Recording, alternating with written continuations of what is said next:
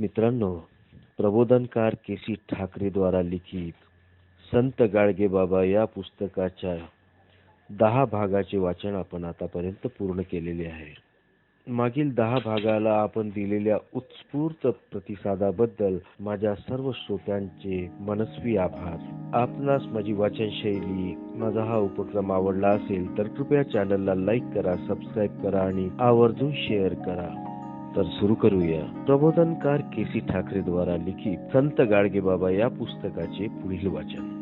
ठिकठिकाणच्या या कार्यामुळे डेबूजीचे नाव लांबवर फैलावले. कोण हा असावा, तो पाहिला पाहिजे एकदा, असे जिकडे तिकडे लोक बोलू लागले. वाट फुटेल तिकडे जाण्याच्या नित्यक्रमाने तो कोठेही गेला, कोणालाही भेटला तरी त्याने आपले नाव चुकूनही कोणाला सांगितले नाही आणि आजही सांगत नाही. तोच हा लोकसेवक डेबूजी असे लोकांना पटायचे नाही. एवढी मोठमोठी संघटनेची कामे करणारा आणि परिटासारख्या मागासलेल्या समाजात जागृतीचे अमृत सिंचन करणारा, असा वेडा विद्रा रक्ती चिंध्या पांघरणारा, मळके गळ्यात घालून फिरणारा दिगंबर असेलच कसा?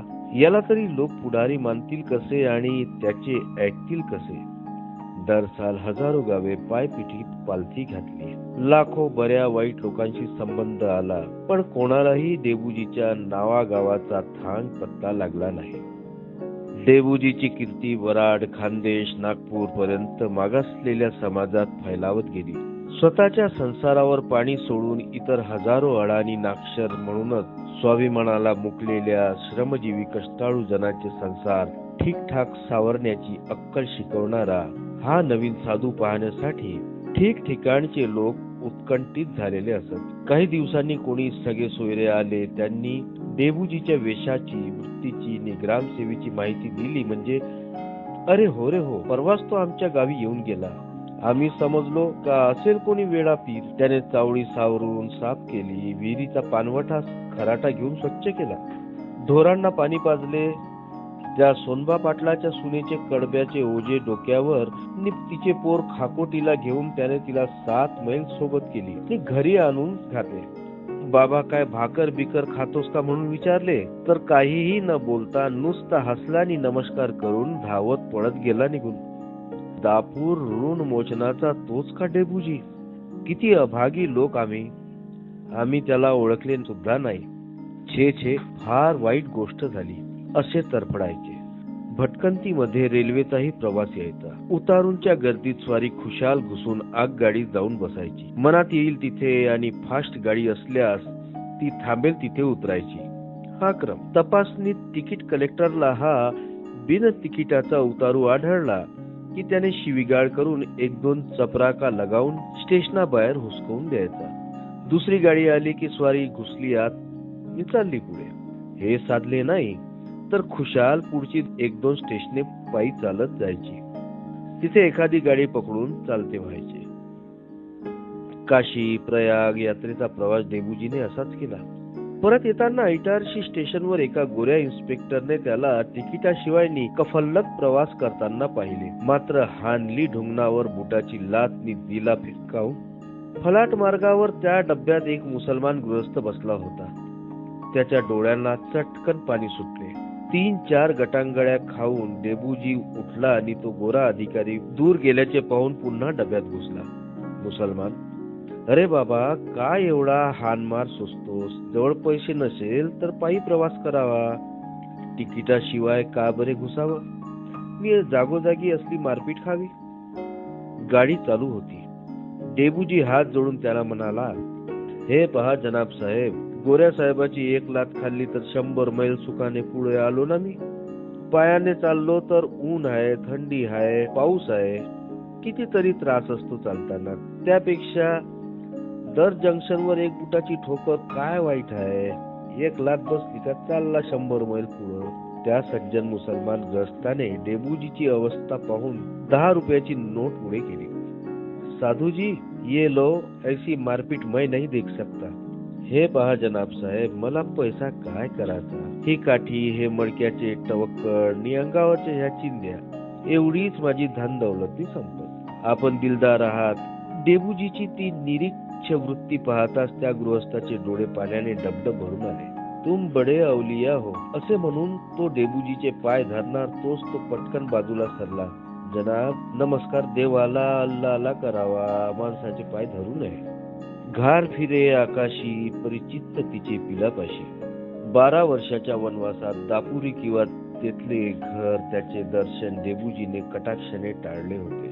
चुकून एकदाही तिकडे कधी तो फिरकला नाही. तरी सुद्धा समाज हिताच्या चालू केलेल्या नानाविध कार्यक्रमावर त्याचे लक्ष बिनचूक लागलेले असे. परीट जमातीत आणि मागासलेल्या इतर समाजाच्या ज्या ज्या राक्षसीनी घाणेरड्या रूढीच्या उच्चाटनाची आपण खटपट केली त्या खर्चटून नाहीशा झाल्या का या ना त्या आडपडद्याने तशाच चालू आहेत याचा तो वरचेवर कानोसा घेत असे. त्याचे एकनिष्ठ मित्र आणि अनुयायी त्याला कुठेतरी गाठून भेटून सल्ला मसलत घेत असत. हुंडा देश निषेधाचा तडाखा. लग्न कार्यात वर पक्षाने किंवा वधू पक्षाने हुंडा किंवा देश देता कामा नये असा प्रचार त्याने केला होता. जो कोणी हे पाप करील त्याच्या लग्नाला कोणी जाऊ नये, बहिष्कार घालावा.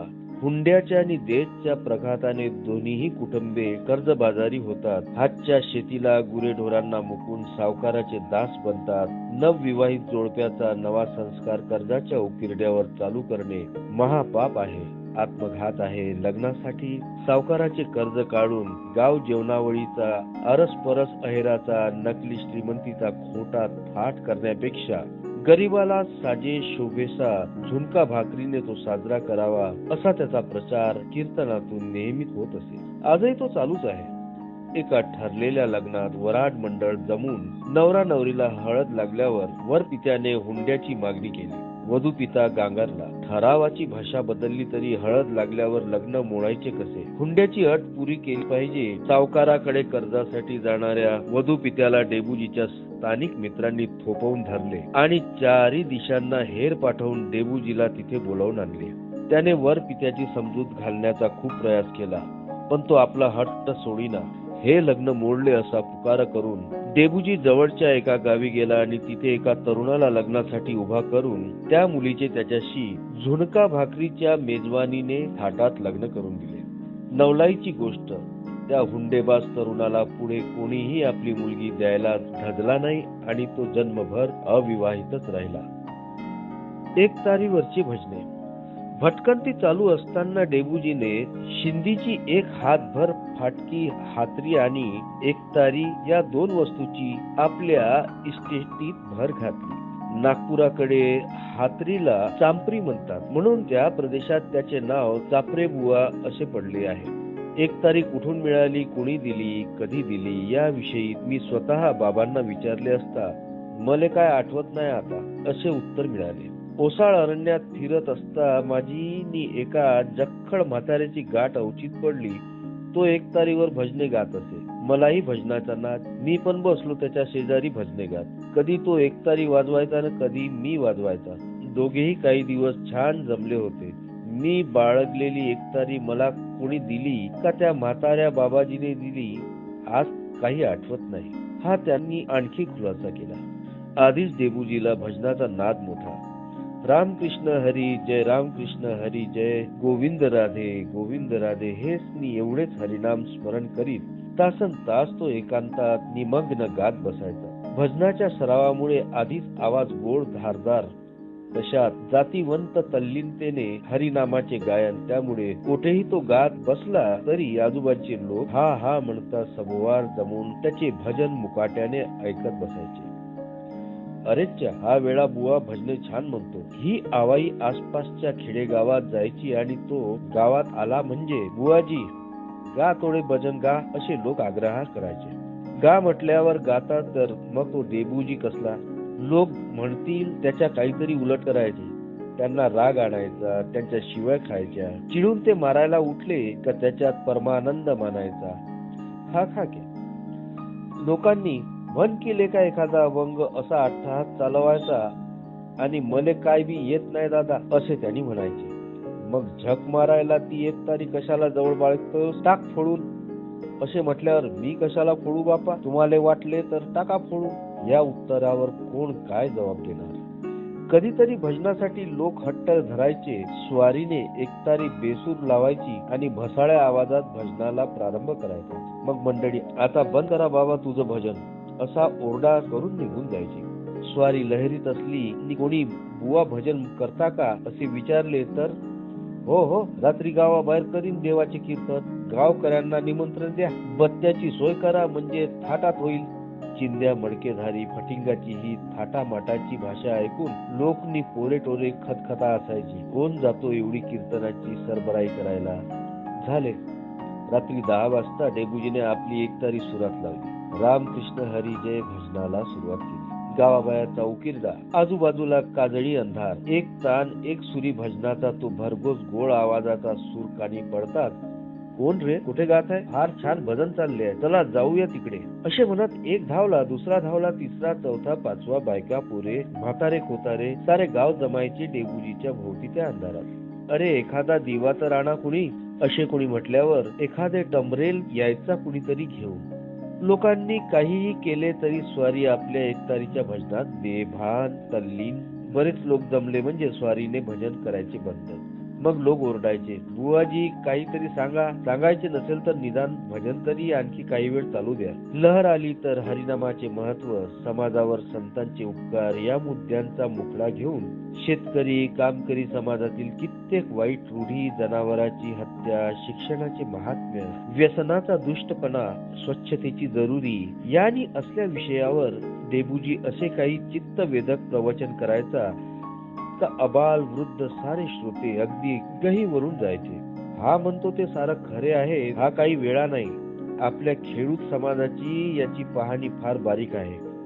हा साधू आहे, ठेवून घेऊ आणखी याला 2 दिवस आणि करूया याची कीर्तन चांगली बत्त्याच्या जगमगाटात. गावकऱ्यांचा इकडे हा बेत चाललाय तर तिकडे डेबूजी पहाटेलाच उठून गाव सोडून पसार. मित्रांनो, आजचे वाचन आपण इथेच थांबवूया. भेटूया पुढील भागात. मित्रांनो, जर आपणास माझा हा उपक्रम आवडला असेल तर कृपया चॅनलला लाईक करा, सबस्क्राईब करा, शेअर करा आणि कमेंट करायला विसरू नका. धन्यवाद.